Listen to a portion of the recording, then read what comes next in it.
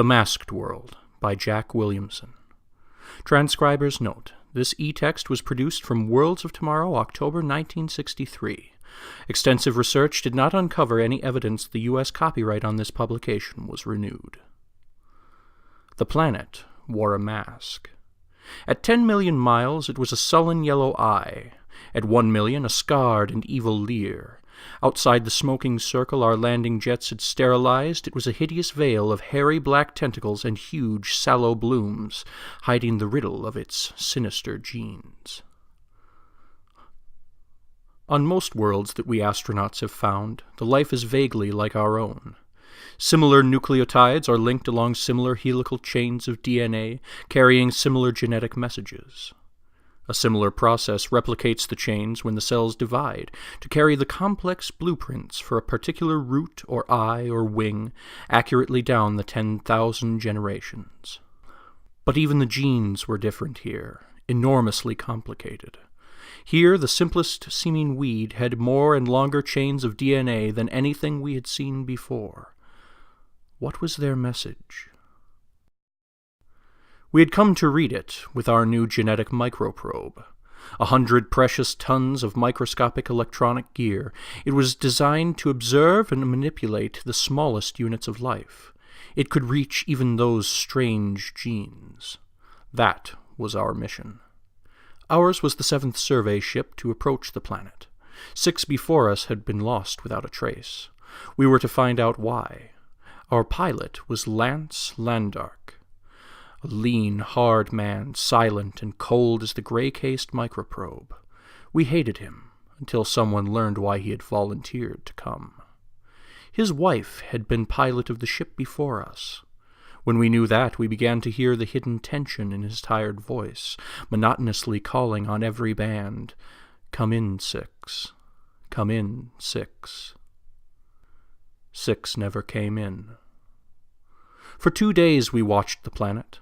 The shallow ditch our jets had dug, the charred stumps, the jungle beyond, the visible mask of those monstrous genes, rank, dark, utterly alien. At the 3rd dawn, Lance Landark took out 2 of us in a copter. Flying a grid over the landing area, we mapped 6 shallow pockmarks on that scowling wilderness where our ships must have landed. We dropped into the newest crater, where black stumps jutted like broken teeth out of queerly bare red muck. A yellow-scummed steam oozed across it. By the stream, we found a fine-boned human skeleton. A nightmare plant stood guard beside the bones. Its thick leaves were strangely streaked, twisted with vegetable agony, half poisoned spine and half blighted bloom. Shapeless blobs of rotting fruit were falling from it over those slender bones. Lance Landark stood up. Her turquoise thunderbird. He showed us the bit of black and silver and blue-veined stone. Back on Terra, back when we were student pilots, we bought it from an Indian in an old town called Santa Fe. He bent again. Lilith, he whispered. Lilith, what killed you?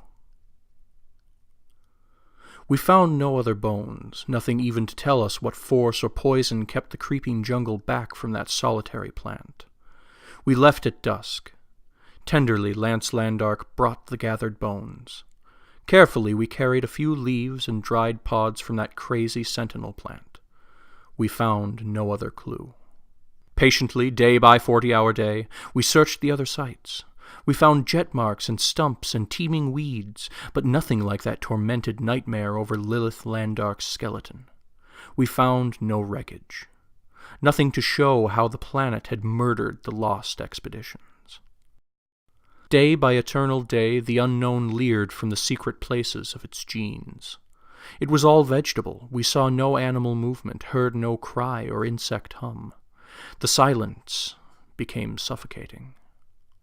Day after desperate day, we returned to the microprobe. The answer's in the genes, Lance Landark whispered grimly.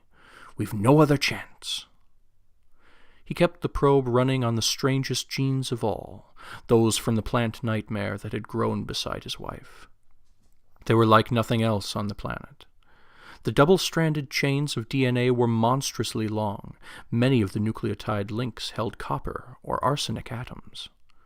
"Queer," Lance kept muttering. "No copper or arsenic in other plants here. I'd like to know why."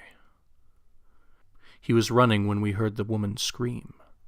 In that stifling quiet, her cry unnerved us all.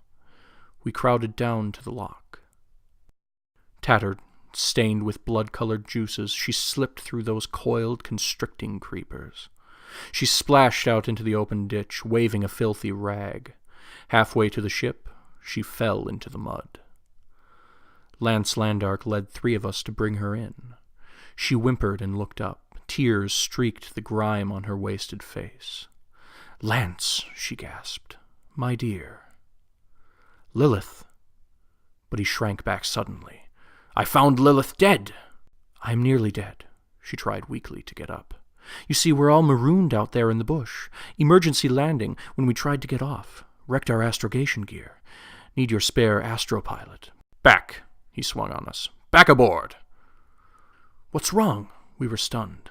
"She's your wife." "Aboard, instantly." We obeyed his deadly voice. "Help," she whispered faintly behind us in the mud. "Survivors. Need astropilot to plot our way home." The clanging lock cut off her voice. Angrily, we turned on Lance Landark. "Hold it," he snapped. "I'm not crazy. The planet is. Come along to the microprobe.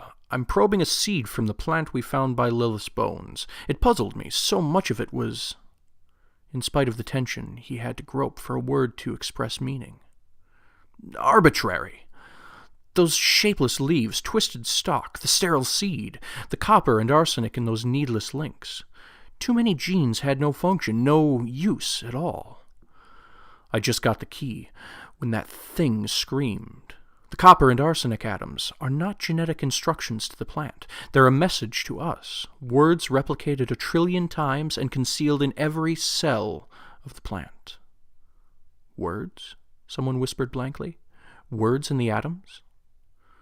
"Written in binary code." His scowl was bleakly triumphant. "That weed's a mutant, you see. The real Lilith formed the first cell with her microprobe. She left it, I suppose in her own body, as a message that no pseudo-Lilith could intercept."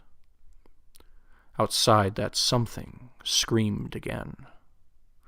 "Call each copper atom a dot," he whispered. "Call each arsenic a dash. Taken in order along the chains of DNA, they do encode a message. The computer's decoding it now." He punched a button, and the printer whirred. "To whoever comes, give no aid to anyone. Get off this planet. Its life is pseudomorphic. Don't let it leave. Just take my love to Lance Landark, from Lilith, his wife, and get off this planet fast." Outside, it uttered a frantic, bubbling screech. We did get off the planet, and we expect to stay away. This has been The Masked World by Jack Williamson.